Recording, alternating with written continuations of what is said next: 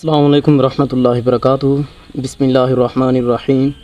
آج کی ویڈیو میں حضرت عمر بن عبدالعزیز رحمۃ اللہ علیہ کی شخصیت پہ سلام عقیدت پیش کرنے لگا ہوں۔ دنیا میں ہر کامیاب انسان کو عزت اور وقار کی نظر سے دیکھا جاتا ہے۔ زندہ قومیں اپنے کامیاب انسانوں پہ فخر کرتی ہیں۔ کامیاب لوگوں کی معمولی لغزش تو کیا، بڑی بڑی کوتاہیوں سے بھی صرف نظر کیا جاتا ہے۔ شہر کے شہر اور ملک کے ملک تو فتح کرنا درکنار، کسی کھیل میں اپنے ملک کو اگر کوئی فتح دلا دے تو پوری قوم اس کا احترام کرتی ہے، اسے قومی ہیرو تسلیم کیا جاتا ہے۔ لیکن کتنے بدقسمت ہیں وہ لوگ جو قوم کے محسنین اور فاتحین کی قربانیوں کو فراموش کر کے ان پہ تبرہ بازی کرتے ہیں۔ جیسے مکھی پورے صحیح جسم کو چھوڑ کر انسانی جسم پہ ایسی جگہ جا کر بیٹھتی ہے جہاں پہ کوئی زخم ہو، تو ایسے ہی وہ بدقسمت لوگ اسلامی تاریخ کے فاتحین اور کامیاب لوگوں کی لغزشوں اور کوتاہیوں کو ہی تلاش کرتے رہتے ہیں۔ انہیں 900 صفحات کی کتاب میں اگر 2 سطر کوئی لغزش والی ایسی مل جائیں کہ جس سے تبرے کا رستہ کھل سکتا ہو، تو وہ ان 2 سطر کو لے کے مارکیٹ میں آ جاتے ہیں اور خوب ڈرامے بازی اور ہائے ہائے کر کے ان من گھڑت لغزشوں کو بیان کرتے ہیں۔ آپ تاریخ اسلام کا مطالعہ کریں۔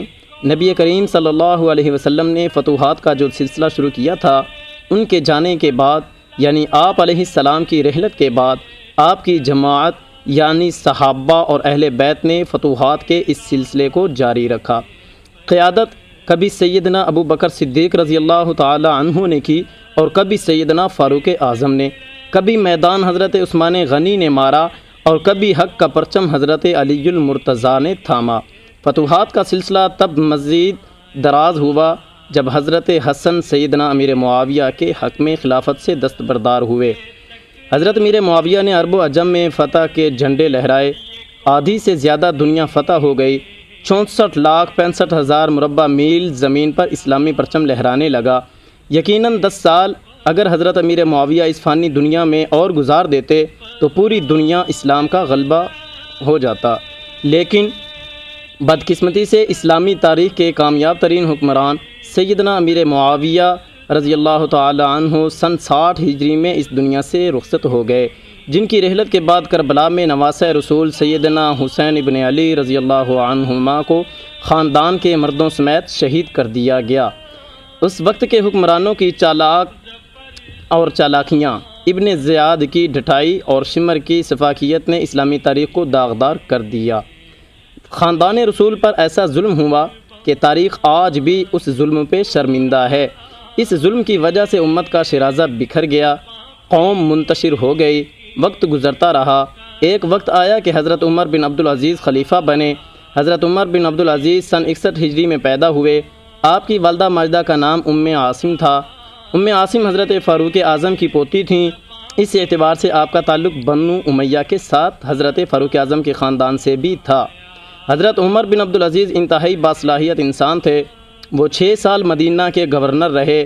سن 717 عیسوی میں خلافت کے منصب پہ فائز ہوئے۔ آپ نے اپنے مختصر 3 سالہ دور خلافت میں عدل و انصاف کی وہ مثالیں قائم کیں کہ تاریخ میں ان کی نظیر ملنا بہت مشکل ہے۔ کہتے ہیں عدل کا یہ معیار تھا کہ ان کے دور میں بکری اور شیر ایک ہی گھاٹ سے پانی پیتے تھے۔ سن 720 عیسوی میں آپ دنیا سے 39 سال کی عمر میں رخصت ہوئے۔ کہتے ہیں آپ کو آپ کے غلام نے زہر دیا اور آپ نے اپنے غلام سے بدلہ لینے کی بجائے اسے معاف کر دیا۔ حضرت عمر بن عبدالعزیز کمال کے ذہین انسان تھے، گورنر مصر کے بیٹے تھے، لیکن بچپن سے ہی انتہائی تقوی والی زندگی بسر کی۔ بچپن میں قرآن کریم حفظ کیا، ہمیشہ اللہ سے ڈرتے تھے۔ ان کے دور خلافت میں سیدنا فاروق اعظم کے دور کی جھلک نظر آتی تھی۔ اسی وجہ سے آپ کو ثانی عمر بھی کہا جاتا ہے، لیکن دشمنان عمر آج بھی آپ سے جلتے ہیں۔ اسی لیے اسلام دشمن عناصر نے حضرت عمر بن عبدالعزیز سے عداوت میں تمام حدیں عبور کیں۔ 27 مئی 2020 کو 1300 سال بعد شام کی سرزمین پر ایک صوبے میں سیدنا عمر بن عبدالعزیز رحمۃ اللہ علیہ اور ان کی اہلیہ حضرت فاطمہ کی قبر کی سرکاری سرپرستی میں دانستہ بے حرمتی کی گئی۔ بشار الاسد کے دور حکومت میں ایسا پہلی دفعہ نہیں ہوا کہ مدفون لوگوں کی قبروں کی بے حرمتی کی گئی ہو۔ فروری 2020 میں بھی ایسی ویڈیوز منظر عام پر آئی تھیں جن میں حکومتی قوتوں اور ملیشیاؤں نے متعدد اپوزیشن جنگجوؤں اور کمانڈروں کی قبروں کی بے حرمتی کی تھی۔ کئی ویڈیوز میں شامی فوجیوں کو لاشوں کی کھوپڑی سے کھیلتے دیکھا گیا ہے۔ مبینہ طور پر 2015 میں بھی اسی طرح کے مناظر دیکھنے میں آئے تھے جب حکومت کی فورسز نے حمص میں درجنوں قبریں نکالیں اور لاشوں کو چرا لیا تھا۔ یہی وہ خدشات تھے جن کا اظہار حضرت حق نواز کیا کرتے تھے۔ اب وہ خدشات حقیقت بن کر سامنے آ چکے ہیں۔ پاکستان میں لمحہ فکریہ کے سوائے حضرت حق نواز کی جماعت کے باقی دینی جماعتوں نے اس عنوان پر سنجیدہ آواز نہیں اٹھائی۔ مزید افسوس کا مقام یہ ہے کہ اتنے بڑے سانحے پر بھی دینی جماعتوں نے گول مول بات کر کے اس واقعہ کو دبانے کی کوشش کی۔ میرا نقطہ اس میں یہ ہے کہ صحابہ کی سپاہ اور صحابہ کے ساتھ اہل بیت کی سپاہ کو مضبوط کرنے کی پہلے دن سے ضرورت تھی، لیکن جو سستی ہو چکی وہ ہو چکی۔ اب ادھر ادھر بھٹکنے کی بجائے اسلام پسند نوجوان اور دینی کارکنان علماء کی قیادت میں متحد ہو جائیں۔ یہ وقت کا تقاضا ہے۔ دنیا میں وقت کی ضرورت اور تقاضوں کو نہ سمجھنے والے پیچھے ہی رہ جاتے ہیں، اس لیے دینی سوچ رکھنے والے عوام و خاص صحابہ اور اہل بیت کی سپاہ میں شامل ہوں، آنے والے خطرات سے لوگوں کو آگاہ کریں۔ گزشتہ دنوں خیرپور سندھ میں ہونے والا ایک واقعہ بھی ہمیں دینی جماعتوں کی مضبوطی کی طرف دعوت دیتا ہے۔ واقعہ یہ ہے کہ سندھ کی ایک قوم پرست پارٹی کے ایک اہم رہنما کا 84 سال کی عمر میں انتقال ہوا۔ جب اس کی وصیت کھولی گئی تو وصیت میں لکھا تھا کہ جب میں مر جاؤں تو میرا جنازہ نہ پڑھا جائے۔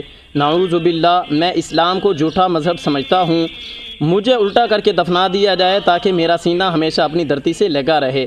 افسوس کہ اپنے پیارے وطن پاکستان میں ہمیں یہ دن دیکھنا پڑے۔ حد ہو گئی غفلت کی، اب ہمیں ماضی کی طرف لوٹنا ہوگا۔ حضرت عمر بن عبدالعزیز ایک اعلیٰ حکمران تھے، ان کے عدل و انصاف کے چرچے عام کرنا ہوں گے، ان کی سیرت کو اپنانا ہوگا۔ حضرت عمر بن عبدالعزیز ایک عظیم انسان تھے، انہیں خراج عقیدت بنتا ہے۔ بلا خوف خطر انہیں سلام پیش کرتا ہوں اور آپ بھی انہیں سلام پیش کریں، ان کی سیرت کو عام کریں۔ حضرت عمر بن عبدالعزیز کو سلام کریں، سلام کریں، سلام کریں۔